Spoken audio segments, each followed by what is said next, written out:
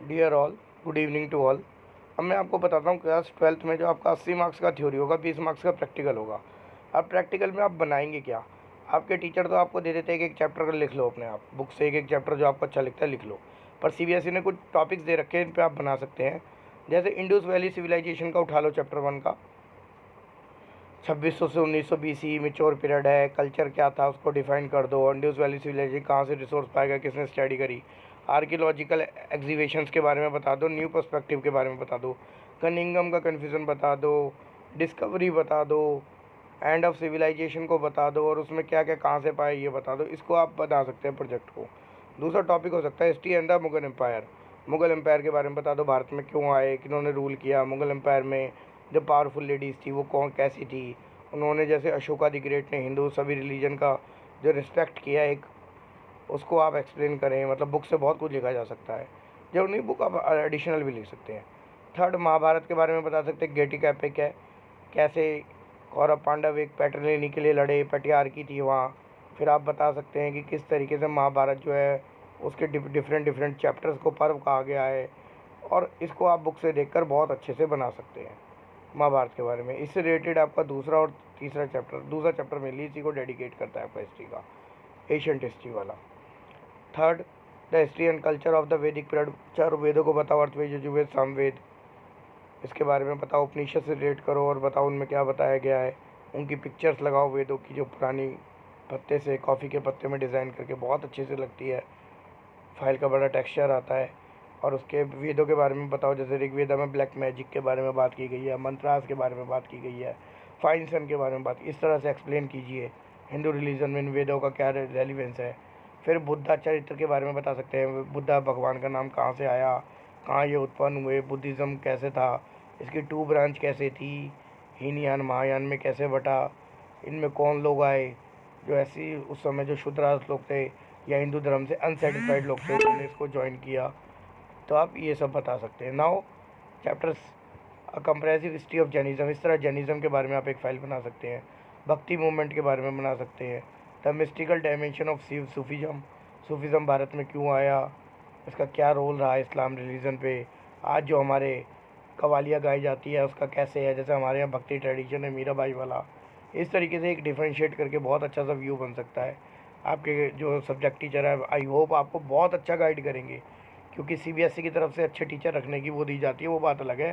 School वाले लालच में रखते नहीं है, 10-10 हज़ार रुपये में टीचर रखना चाहते हैं, तो काम भी वो 10 हज़ार वाला ही करते हैं। 9th chapter, global legacy of Gandhism, Gandhian idea. Gandhi का आइडिया बताइए, पीस का है नॉन को। गांधी जी का आइडिया जो था ट्रुथ का था, चरखा मूवमेंट था। आज की डेट से रिलेट कीजिए, एमएसएमई से जोड़िए। क्विट इंडिया मूवमेंट को बताइए किस तरह उन्हें नेशनल फायदर बनाया गया उस टाइम, उन्होंने राष्ट्र के लिए क्या किया, लोगों को यूनाइट किया। साबरमती आश्रम वाला इंसिडेंट बताइए उनका। 3 मूवमेंट उठा लीजिए उनके, उसकी एक एक चीज़ आप मुँह ज़बानी बता दीजिए। 16 नंबर की फ़ाइल है, 4 नंबर का वाइवा है। ये ध्यान रखना, प्रैक्टिकल फ़ाइल में 20 नंबर में से 16 नंबर की फ़ाइल है, 4 नंबर का वाइवा है। आगे आए the architect culture of Vijayanagar empire के बारे में बता दें। विजयनगर एम्पायर में किन्होंने रूल किया, क्या वहाँ आर्किटेक्चर था, क्यों फेमस था। पूरी बुक की हेल्प ले सकते हैं। Life of women in the Mughal ruler society, मैंने अभी जब आपको जस्ट एक्सप्लेन कर रहा था चैप्टर, जब मैंने बताया कि मुगल रूलर्स में जो कुछ रानियाँ थी, उन्होंने हमेशा कुछ बुक लिखी है, फेमस पढ़ी लिखी थी, बुक लिखी है, और लाइब्रेरीज़ की इस्टेब्लिशमेंट करी थी उन्होंने, अपने सोर्स को लिखा था ताकि आने वाली पीढ़ी हमें जाने।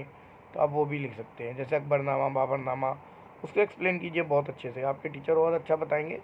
मेरे को जहाँ तक समझ है मैं आपको वो गाइड कर रहा हूँ। फिर आप competitive exam analysis of land revenue system introduce by the Britishers in India, तीनों सिस्टम को एक्सप्लेन कर सकते हैं। रैयतवारी, मारवाड़ी, बंदरवारी क्यों लाए थे, उसको कब ख़त्म किया गया, उनमें क्या कमियां थी, भारत में लैंड पैटर्न क्या है आज।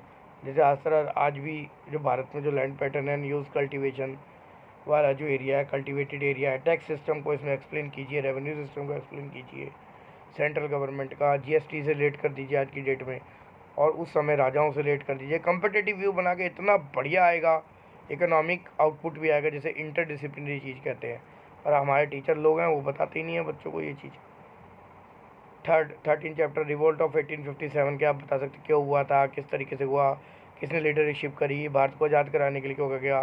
फर्स्ट वार ऑफ इंडिपेंडेंस कही गई थी, इसे क्यों कही गई थी, किसने कही थी। अगला टॉपिक आपका हो सकता है फिलॉसफी ऑफ गुरु नानक देव। जो सिखिज़्म है वो जैसे जैनिज़्म बुद्धिज़्म निकला था, इस तरह सिखिज़्म हिंदू का ही पार्ट था, पर कुछ संतों के द्वारा इसे एक धर्म का रूप दे दिया गया जो उसके फॉलोअर्स बन गए। उनकी क्या शिक्षाएं थी वो आप देख सकते हैं।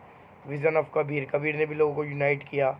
कबीर ने जो सब धर्मों की बात करी, जैसे एग्जाम्पल है बुरा जो देखकर मैं चला, बुरा न मिलिया कोई, आपन भीतर मैं झका, मुझसे बुरा ना कोई। तो ये जो उनके धोए थे किस तरह लोगों को यूनाइट करते थे। जैसे एक उन्होंने गुरु की महिमा बताई थी, गुरु गोविंद रो खड़े काके लागू पाए, बलिहारी गुरु आपने गोविंदियो दिखाए। इस तरह के इनको कोट कीजिए, दोहों को इनका एक्सप्लेन बताइए, उन्होंने किस तरह समाज में गुरु की महिमा को बताया। गुरुकुल सिस्टम को इंडिया में इंट्रोड्यूस कीजिए, जो किस तरीके से बच्चे अपना जीवन को 4 भागों में बांटा गया। जो बचपन था मतलब किस तरीके से बताया, गृहस्थ आश्रम और फिर वानप्रस्थ आश्रम, संन्यास आश्रम, उन सारों को एक्सप्लेन कीजिए गुरु से रिलेट करते हुए। ठीक है। अगला टॉपिक है आपका competitive study of stupas and pillar addicts. तो इसमें आप एक्सप्लेन कीजिए कि किस तरह स्तूपा के इंस्क्रिप्शन है, मैन्यूस्क्रिप्ट्स है, और किस तरह उनका आज रेलिवेंस है। आप दिल्ली का कुतुब मीनार को ले लीजिए, जगह जगह जो जहाँ का आपका फेमस है वो उसको उठा लीजिए। इंस्क्रिप्शंस का आज क्या रोल है ताकि सोर्स बने। बुक्स लाइब्रेरी को उठा लीजिए, मुग़ल एम्पायर वाला पार्ट उठा लीजिए। तो अगला टॉपिक रहेगा आपका competitive study of Mughal and Vijay architecture. तो मुग़ल एम्पायर आप इस्लाम रिलीजन को बताने के लिए बता सकते हैं, इन्होंने किस तरह सिखिज़म पे अटैक किया मुग़ल लोगों ने सिख लोगों को उस टाइम, क्योंकि इनके लिए लड़ने वाला एक सिख ही था। तो किस तरीके से इनका जो विरोध किया सिखों ने किया, तो उन्होंने किस तरीके से सिख लोगों को मारा। अगर आप दिल्ली के गुरुद्वारा बंगला साहब में भी जाएंगे तो उनका म्यूज़ियम है, उस म्यूज़ियम में साफ साफ आप कई सारी पिक्चर्स देखेंगे। आप तो जाते हैं भंडारा खाने, लंगर खाने, घूमने जाते हैं उस प्लेस को, ज़्यादा होगा बाबा के सामने मत्था टेक लेंगे जाके नानक साहब के, ठीक है ना, बंगला साहब जी के आगे, और अपना लंगर खाया चल दिया। आप जाइए जहाँ जूता का घर है, जो जहाँ से 320 बस मिलती है शादरा के लिए, धौला कुआं वाली रोड पे, जहाँ से धौला कुआं के लिए बस मिलती है, उसी तरफ एक बंगला साहब का एक म्यूज़ियम है। शाम के 5 बजे तक खुला रहता है, 6 बजे तक, सुबह 10 बजे से। आप उसमें जाइए और देखिए कि सिक्की एक ऐसी कम्युनिटी थी जिसने विरोध किया था खुलकर मुग़लों का। नहीं तो मुग़लों ने हिंदुओं पर जो अत्याचार किए थे वो देखने वाले थे। एक्चुअली मैं ये नहीं कहना चाह रहा हूँ या धर्म की कोई बात, मैं ये बताना चाह रहा हूँ कि किस तरह एक व्यक्ति की इंडिविजुअल नफ़रत पूरी कम्युनिटी के लिए दुश्मन बन जाती है, जो आजकल भी हमारे देश में हो रहा है। तो ये चीज़ आपको हिस्टोरिकल कॉन्टेक्स्ट में समझनी है कि वो सिख ही थे जिन्होंने हिंदुओं की रक्षा करी थी उस टाइम, एक कम्युनिटी को बचाया था पूरे को, और फिर उन्होंने सिखों को किस तरीके से एक्सप्लॉइट किया। फिर आप ये वाला इसका कंपैरिजन में दिखाते चलिए, विजयनगर एम्पायर में 4 रूलर्स ने रूल किया, उन्होंने क्या आउटपुट दिया। जैसे मुगल्स में भी कहीं थे, बाबर थे, हुमायूं था, अकबर था, शाहजहाँ था, है ना। फिर और इधर विजयनगर एम्पायर में 4 रूलर्स थे, इनको उठा के कंपेटिटिव व्यू बनाइए, आपका प्रोजेक्ट बहुत बढ़िया बनेगा।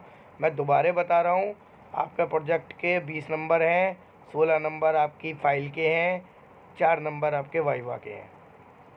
अच्छे से तैयारी कीजिए, बल्कि पॉलिटिकल साइंस में उल्टा होता है, 10 नंबर की फ़ाइल है, 10 नंबर का वाइवा है। टीचर आपको लास्ट तक नहीं बताएगा पर हम बताते हैं।